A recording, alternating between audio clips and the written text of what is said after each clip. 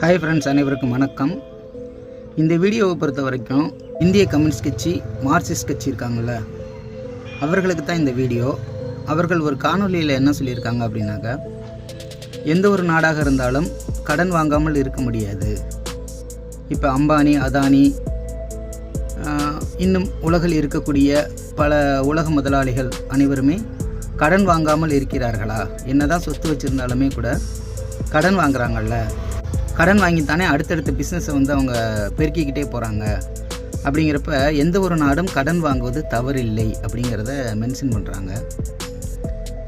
ஆனால் மற்ற கட்சிகள் இதை சொல்வதில் ஒன்றும் மாற்று கருத்து எனக்கு கிடையாது. ஏனென்றால் அவர்களுக்கு அதை தவிர்த்து வேறு எந்த வழியும் கிடையாது. அதனால் அவர்கள் சொல்கிறாங்க. ஆனால் தான் ஒரு கம்யூனிஸ்ட் கட்சி என்று சொல்லிக்கொண்டு அந்த கட்சியில் இருக்கக்கூடிய நபர்கள் இப்படி கடன் வாங்குவது தவறில்லை, கடன் வாங்காமல் நாட்டை வழிநடத்த முடியாது என்று சொல்வது இருக்கு இல்லையா, இது மக்களை ஏமாற்றும் விதமாக சொல்லப்படக்கூடிய ஒரு விஷயம். ஏனென்றால் கடன் வாங்காமல் நாட்டை வழிநடத்த முடியும். அதற்கான வழிமுறைகள் கம்யூனிச சித்தாந்தத்தில் சொல்லப்பட்டிருக்கு.